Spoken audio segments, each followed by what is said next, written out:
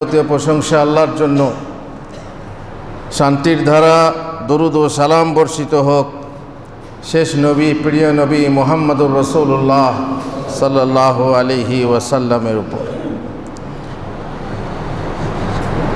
যেদিন আমরা পেয়েছি সেই দিনের উপরে অটল থাকা, অবিচল থাকা, অনড় থাকা, পদদৃঢ় থাকা আমাদের জন্য নিশ্চয়ই জরুরি। নচেত পা টলমল হলে, বিচ্যুত হলে,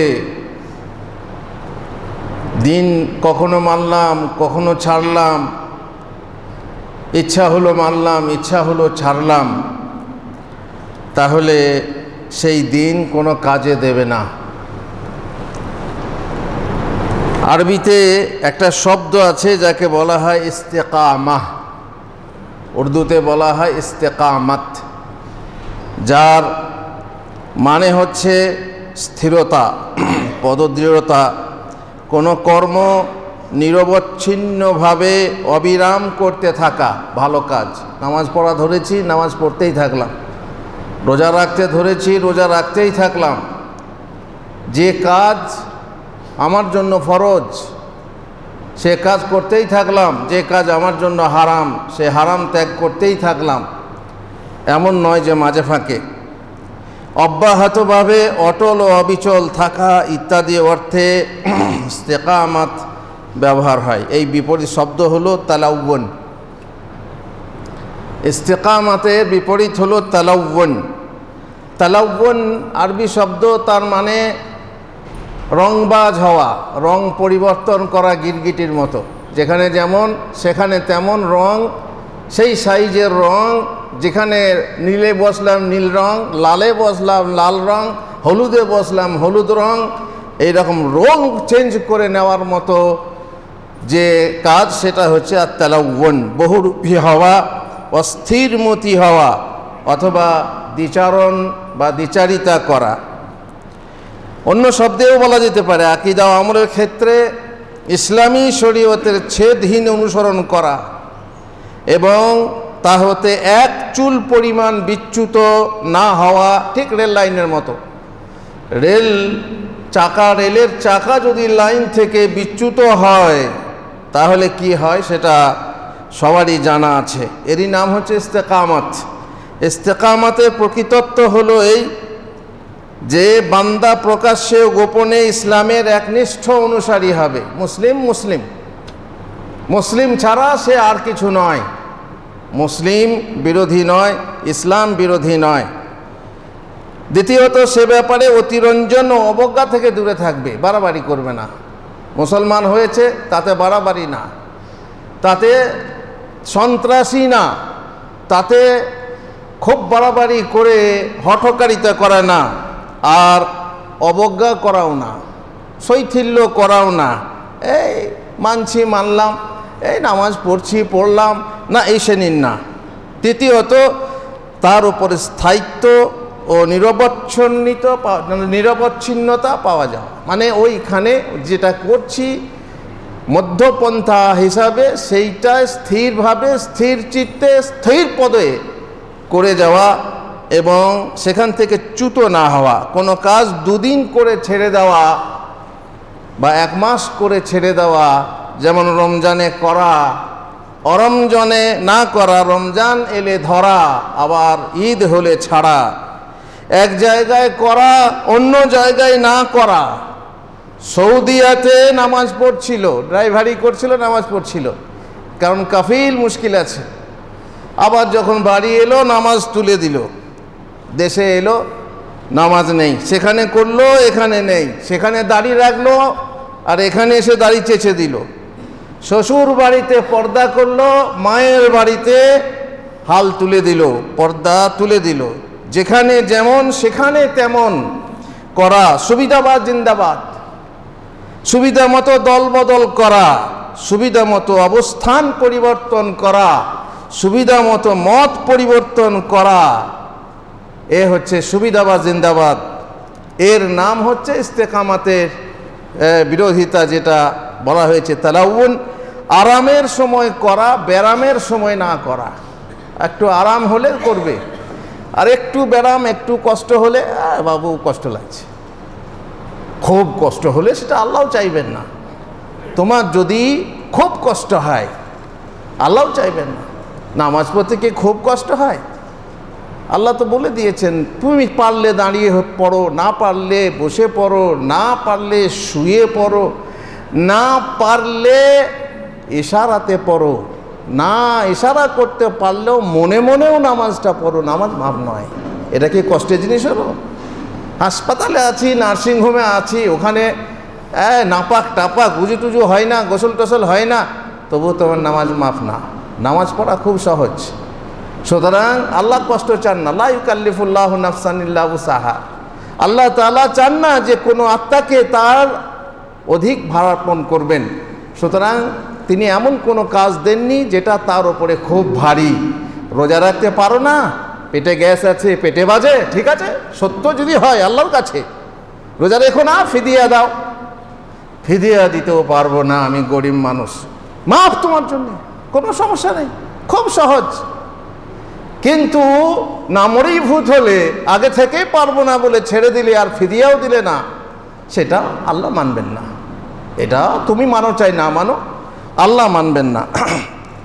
সাহাল বিন সাদ রাদিয়াল্লাহু তাআলা আনহু বলেন, রাসূলুল্লাহ সাল্লাল্লাহু আলাইহি ওয়াসাল্লাম একদা আব্দুল্লাহ বিন আমরকে সম্বোধন করে বললেন, কাইফা বিকা ইজা বাকিতা ফি হুসালাতিন মিনান নাস, মানে হচ্ছে তোমার কি অবস্থান হবে তখন যখন সৎ লোক তুলে নেওয়া হবে, আস্তে আস্তে সৎ লোক চলে যাবে এবং নিকৃষ্ট মানের লোকেদের মাঝে অবশিষ্ট থাকবে। চারিদিকে সব গাঁজাখোরের দল, মদ মাতালের দল, আর সবই বেনামাজি আর মন পূজারি। তখন তোমার কি অবস্থা হবে? যদি এই অবস্থা আসে, তাদের প্রতিশ্রুতি চুক্তি পালনের অভ্যাস, আমানতদারি নষ্ট হয়ে যাবে, আমানত পাবে না। 5 টাকা রাখতে দেবে, হাফিস করে দেবে। কোনো কাজের দায়িত্ব দেবে, সেখানে সে নিজের সাথে টাকা হাফিস আমানতে খেয়ানত করবে। তারা ভালো মন্দে মিশে এই রকম একাকার হয়ে যাবে। এইভাবে দেখালেন, এইভাবে একাকার হয়ে যাবে ভালো মন্দে মিশে। আর আব্দুল্লাহ বললেন, আল্লাহ তার রসুল অধিক জানেন আমি কিভাবে থাকবো, আমার অবস্থান কি হবে। তিনি বললেন, এ আমাল বিমা তারিফ ওয়া দা মা তুনকির, যেটা ভালো তুমি মনে করো শরীয়তের দলিলে, যেটা ভালো তুমি আমল করবে এবং যেটা আপত্তিকর জানবে সেটা বর্জন করবে। যদিও তুমি খারাপ লোকের দলে আছো, তাহলে ওরা যখন মানছে না, তা আমি বাবা কতটা থাকি, আমিও সে তাই না। সারা দুনিয়া যদি খারাপ হয়ে যায়, তোমাকে একাই ভালো থাকতে হবে। বলছে পারবো না তো, হ্যাঁ পারবে না পারবে সেটা আল্লাহর বিচারে, কতটা পারবে সেটা আল্লাহর বিচারে, কিন্তু তোমাকে ভালো থাকতে হবে। কিন্তু বহুরূপী হওয়া যাবে না। ভালোর সাথে মিশলে ভালো, খারাপের সাথে গেলে খারাপ। দুধের মজলিসে বসে দুধ খাবে, মদের মজলিসে গিয়ে বসে মদ খাবে, এটা তো হয় না, এটা হতে পারে না। আল্লাহর দিনে ওয়াইয়াকা ওয়াতালাউনা ফি দীনিল্লাহ, তুমি সাবধান হও, আল্লাহর দিনে বহুরূপী হওয়া থেকে দূরে থাকবে। তুমি তোমার নিজের চিন্তা করবে। ওয়া আলাইকা বিখাসাতি নাফসিক ওয়া দা আওয়ামাহুম, যখন দেখবে আওয়ামকে তুমি পারছো না, তখন তুমি নিজে ভালো থাকার চেষ্টা করবে আর জনসাধারণকে বর্জন করবে। আমি জানি এক आलिम बक्तृता करार समय बोलतें जे पानी में आग लगाना है मुश्किल, बहती हुई दरिया को फिराना है मुश्किल, मुश्किल तो है मगर इतना नहीं जितना बिगड़ी हुई कौम को फिराना है मुश्किल।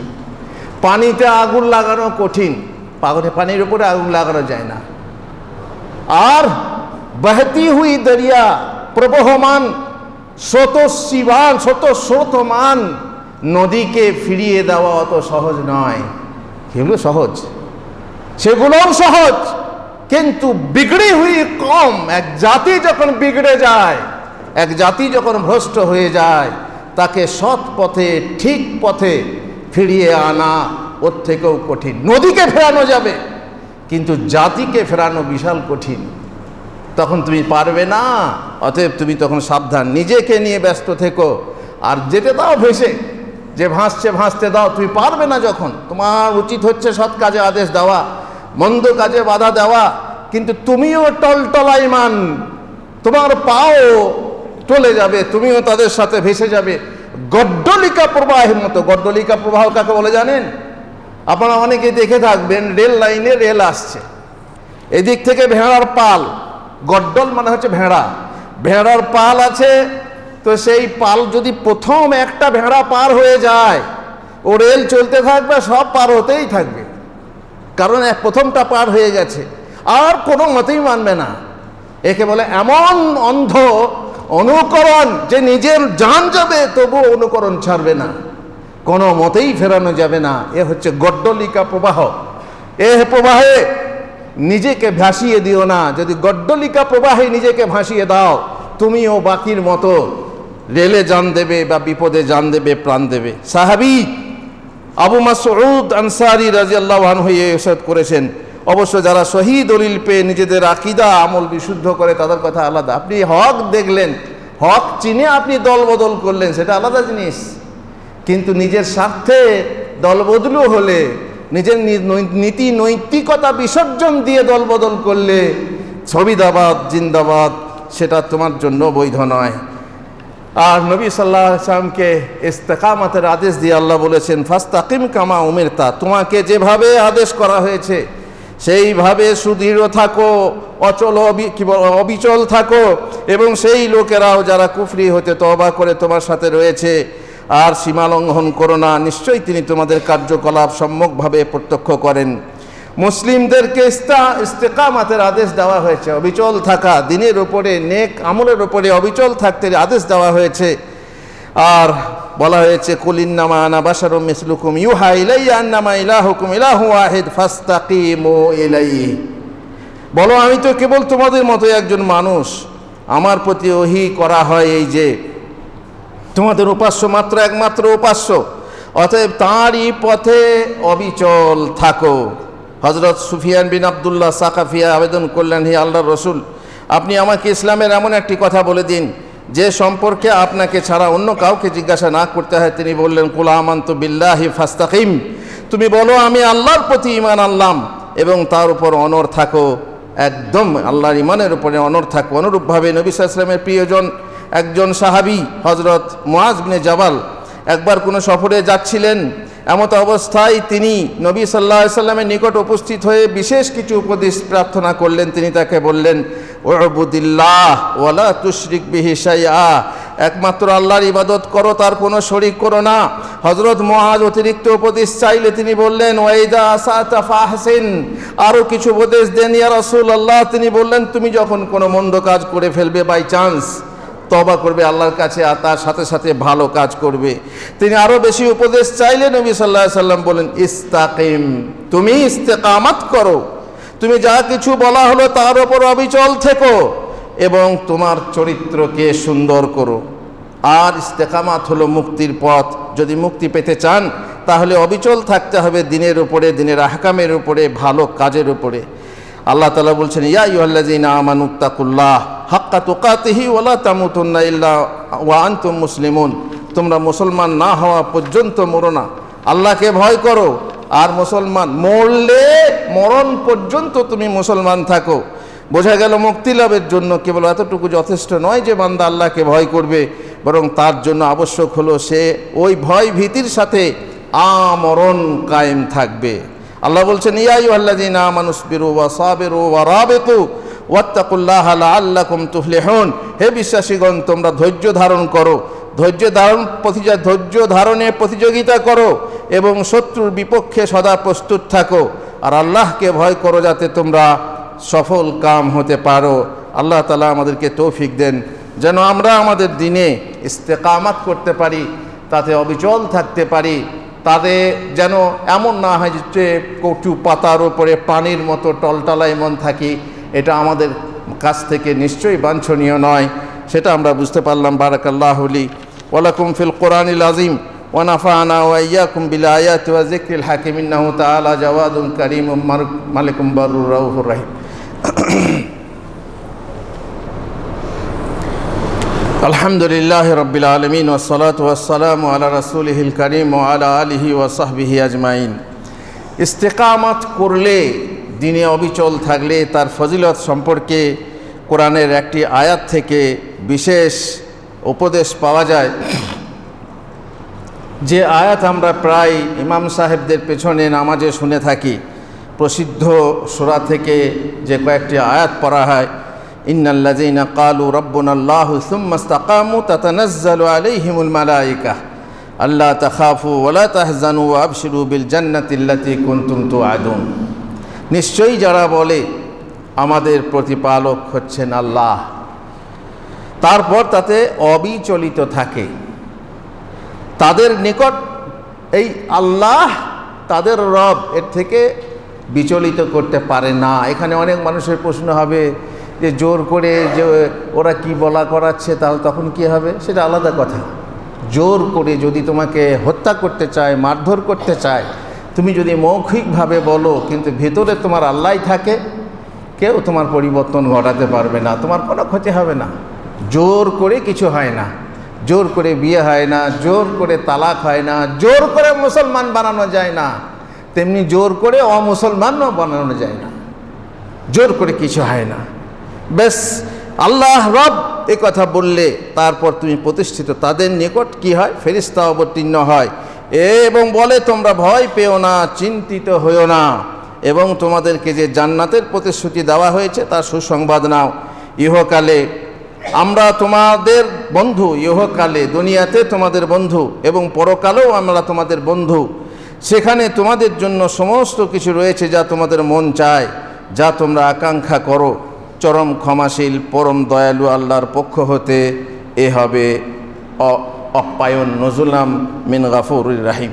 তাহলে কি বোঝা গেল? নম্বর এক, ফেরেশতা অবতরণ করবেন প্রয়োজনে। তুমি যদি অবিচল থাকো, আর অবিচলতায় যদি কোনো তোমাকে তোমার পা নড়িয়ে দেওয়ার জন্য, তোমাকে বিচ্যুত করার জন্য কোনো সমস্যা আসে, সেই সময়ে ফেরেশতা তোমাকে সাহায্য করবেন দুনিয়াতে, এবং মরণের সময় শয়তান তোমাকে বিচ্যুত করতে চাইবে সেই সময়ও, এবং কবরে যেখানে ফেরেশতার সহযোগিতা হবে, এবং যখন তুমি কবর থেকে পুনরুত্থিত হবে, পুনরুজ্জীবিত হবে কিয়ামতের জন্য, তখন তোমাকে ফেরেশতা সাহায্য করবেন। দুই, ভয় ও দুশ্চিন্তা থেকে মুক্ত হবে। কোনো ভয় নেই, কোনো ভয় নেই, কারণ ফেরেশতা সুসংবাদ দেবেন, কোনো ভয় নেই, কোনো দুশ্চিন্তা তোমার নেই।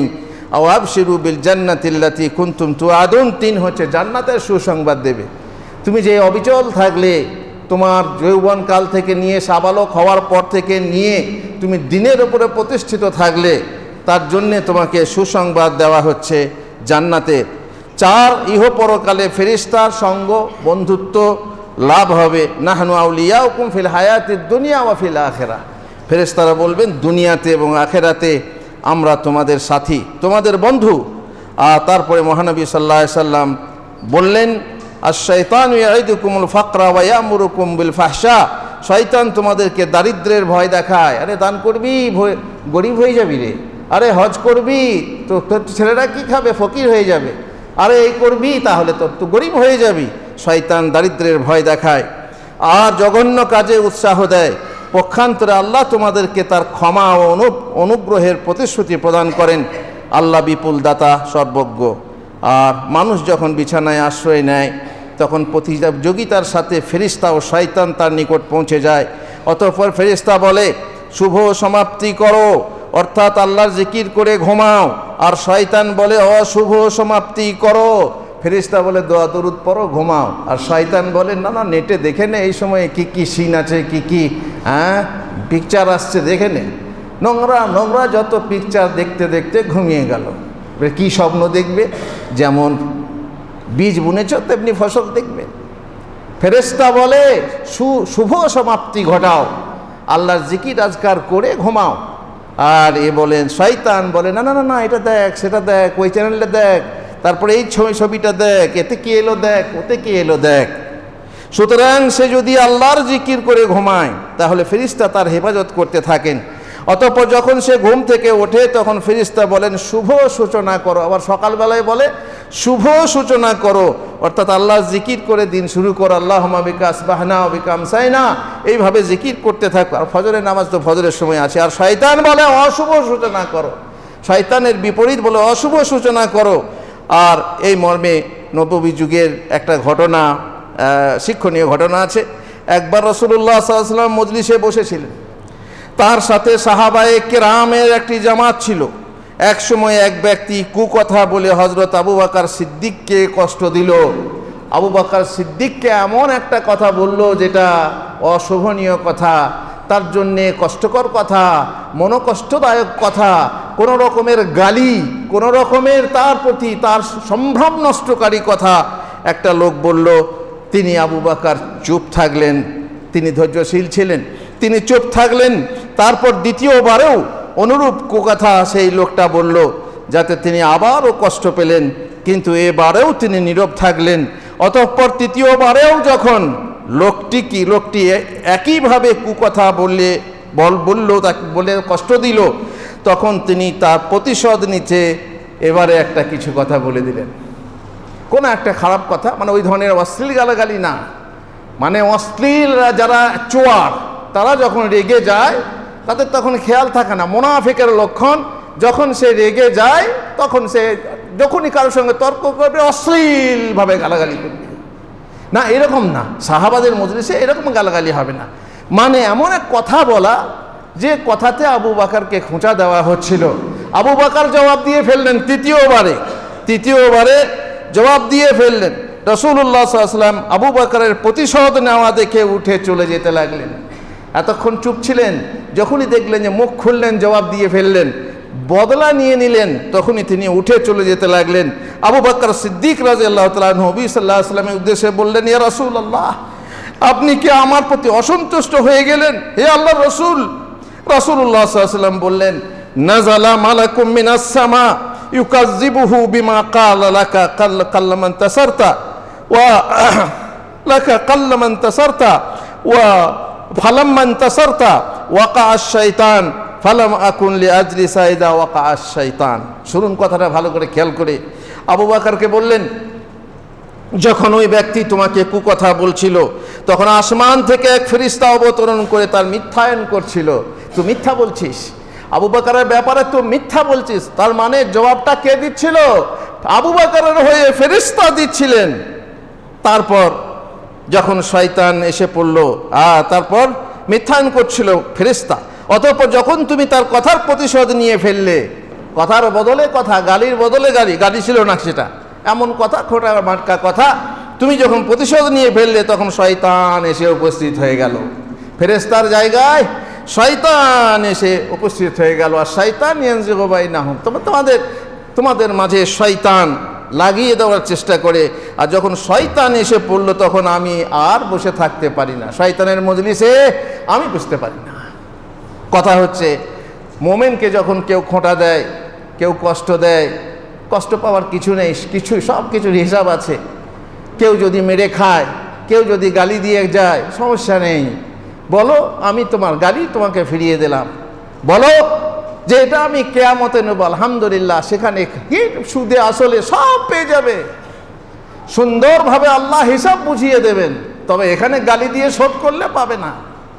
এই জন্য মা বোনেদেরকে বলি, যখনই শ্বশুর বাড়িতে এক যা কাজ করছে এক যা করে না, ননদ পায়ে পরে পা দোলায় আর বৌমাকে কাজ করে খাটতে হচ্ছে, সেই ক্ষেত্রে তুমি খবরদার গালি দিয়ে শোধ করে নিও না, বরং আল্লাহর কাছে আশা করো, আল্লাহ গো, আমাকে কষ্ট দিচ্ছে আমার শাশুড়ি মা, জ্বলাচ্ছে আমার ননদ, জ্বলাচ্ছে, আমাকে খাটাচ্ছে, দাসীর মতো খাটিয়ে নিচ্ছে।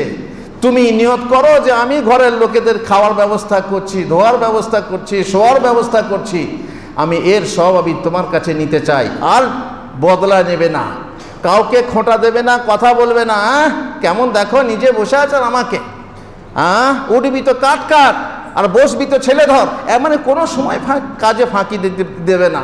এরকম যদি হয় মাগো, তাহলে তুমি আল্লাহর কাছে সওয়াবের আশা করো, আর বদলা নিও না। বদলা নিলে এ দুনিয়াও যাবে, সে দুনিয়াও যাবে, এ দুনিয়াতেও কিছু পেলে না, আর সে দুনিয়াতেও তুমি কিছু পাবে না। সুতরাং তোমাকে যদি কেউ খারাপ কথা বলে তার জবাব ফেরেশতা দিচ্ছেন, আর যদি তুমি জবাব দিয়ে দাও তাহলে শয়তান এসে গেল। এবার শয়তান তোমাকে প্রলোভিত করে প্ররোচিত করে তোমাকে গালি দিতে অনুরূপ গালি দেবে। যখন 1 ডিগ্রি গালি শুনে 2 ডিগ্রি গালি দেবে, ও তখন 3 ডিগ্রি গালি দেবে, ও তখন 5 কেজি ওজনের ছুড়বে, আর তখন তার জবাবে তুমি 7 কেজি ছুড়বে, তারপর তার জবাবে সে 10 কেজি ছুড়বে। এমনি করে ছোড়াছুড়ি করতে করতে লাঠালাঠি, তারপরে হতে হতে ফাটাফাটি, তারপরে হতে হতে বুঝতেই পারছো কোথায় যাবে, শেষকালে যাবে কোর্টে, শেষকালে টাকা খরচ হবে, এ হবে সে নানা রকম। ইন্না শাইতানা ইয়ানজিগু বাইনাহুম, শয়তান এসে যখন যাবে সেই মজলিসে রাসূলুল্লাহ সাল্লাল্লাহু আলাইহি ওয়াসাল্লাম বলে আমি থাকতে পারি না। সুতরাং এখানে শিক্ষণীয় গল্পটা কি হলো, যে প্রতিষ্ঠিত থাকতে হবে।